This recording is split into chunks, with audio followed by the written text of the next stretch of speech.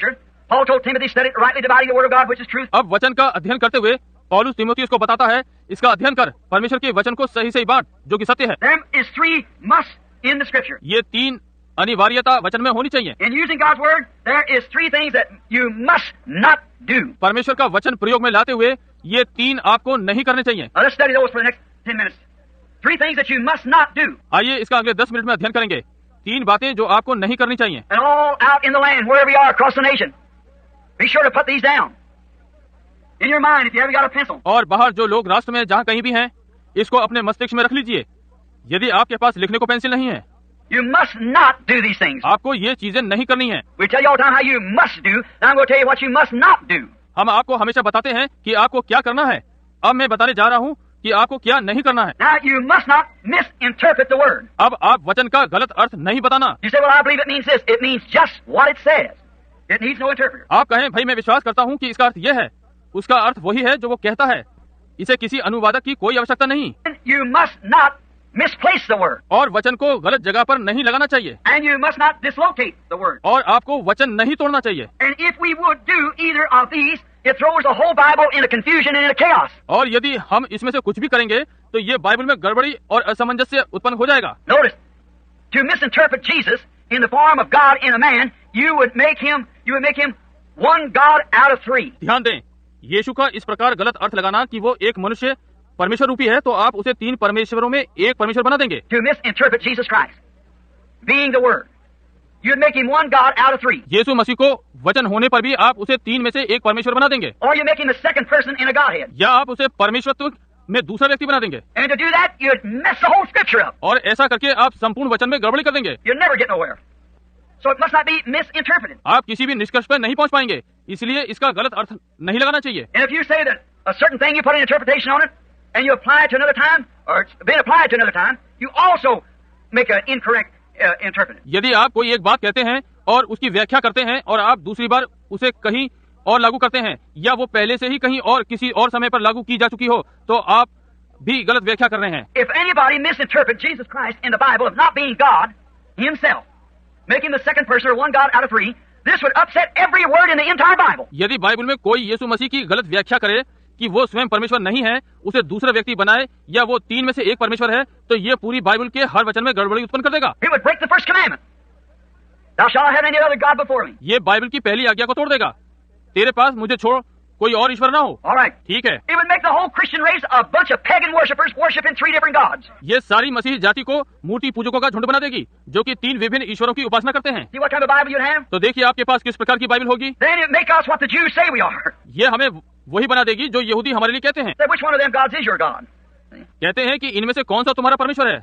देखा? So you see, you mustn't misinterpret the Bible. इसलिए देखिए आप ऐसा नहीं कर सकते, आपको बाइबल की गलत व्याख्या नहीं करनी चाहिए। For Jesus himself is the interpretation of the Bible. When he's made manifest in the age that the part of his body is being made manifest. क्योंकि यीशु स्वयं बाइबल का व्याख्या है।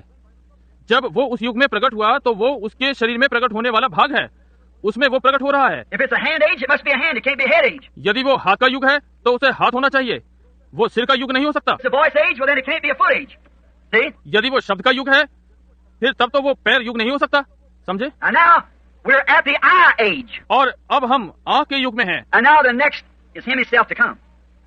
Seeing, prophetic. और अब अगला वो स्वयं आने वाला है, देखना, भविष्य कथन संबंधी। See, down through the age, we started off from the foundation, from the first church age. When the seed went in the ground, a complete seed. देखिए पीछे युग में हमने पहली कलीसिया युग के नींव से आरंभ किया, जब पूर्ण बीज नीचे जमीन में चला गया। Then it come out through the feet, Luther. Come back out, then through Wesley. तब ये पैरों लूथर से होता हुआ और वेस्ली से होता हुआ, Then into Pentecostals, the tongues, and the lips. See? फिर ये पेंतिकोस्टल में जुबानों होठों में आया। देखा? Now it's in the eyes. Prophetic, of Malachi 4 and so forth. अब ये आंखों में है, मलाकी 4 के भविष्य कथन और वगैरह वगैरह। And now there's nothing else left for it to come but him himself to step into that, because that's the last thing there is. और अब कुछ और शेष नहीं बचा, केवल ये कि आप स्वयं आए और उसमें प्रवेश करें, क्योंकि यही अंतिम बात है। The next is the intelligence, and we have no intelligence of our own. It's his. अगला बुद्धि है, और हमारी अपनी कोई बुद्धि नहीं है, वो उसकी है। We have no sight of our own. हमारे पास अपनी कोई दृष्टि नहीं है। How can a man foresee those things? He can't do it. It's God himself. मनुष्य कैसे पहले से उन बातों को देख सकता है? वो ऐसा कर ही नहीं सकता, ये परमेश्वर स्वयं है। It's becoming to a place, and he's governed the body all the way through. Then the complete body of Christ is revealed in the form of a bride that was taken out of his side. देखिए ये एक स्थान बन गया है, और वो पूरी तरह से देह का निर्देशन करता है। तब मसीह की पूरी देह दुल्हन के रूप में प्रकट होती है, जो कि उसकी पसली में से निकाली गई थी, like Adam did at the beginning, like Adam's was rather at the beginning. जिस प्रकार आरंभ में आदम ने किया था, बल्कि आरंभ में जैसे आदम के साथ हुआ था। Yes, God, this would set the whole Bible into confusion. Break the first commandment, make a God, a pagan God of three. जी हाँ, ईश्वर ये पूरी बाइबल को गड़बड़ी में डाल देगा। पहली आज्ञा टूटती है और ईश्वर में बदल जाता है, पागान के 3 ईश्वरों में से एक। It would just ruin the whole picture of the Bible. ये तो केवल बाइबल की सारी तस्वीर ही नष्ट कर देगा। So you must not misinterpret the Bible. इसलिए आपको बाइबल की गलत व्याख्या नहीं करनी चाहिए। Now that's just one thing. अब ये वो पहली बात है। Whenever Scripture in the Bible has the same application, you've got to set it in its place. जबकि बाइबल के हर लेख के लिए यही लागू होता है, आपको उसे उसी के स्थान पर रहने देना चाहिए। And to misplace it, you might make him God in one age, and the next age you make him a history.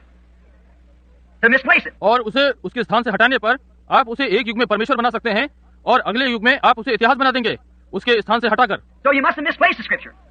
He's God all the time. इसलिए वचन को गलत स्थान पर नहीं लगाना चाहिए, वो सदा से परमेश्वर है। If you made him today a God of history, what was back yonder, and he isn't the same today, what are you going to do with Hebrews 13:8? यदि आज आप उसे इतिहास का परमेश्वर बनाते हैं तो वो पूर्व युग में क्या था और आज वो वैसा नहीं है, तो आप इब्रानियों 13:8 के साथ क्या करने जा रहे हैं? He's the same yesterday, today, and forever. देखिए, वो कल, आज और युगानुयुग एक सा है। Now, so see what this would do and what it has done. अब हम देखते हैं कि इससे क्या होता है और इससे क्या हुआ। It's already done it.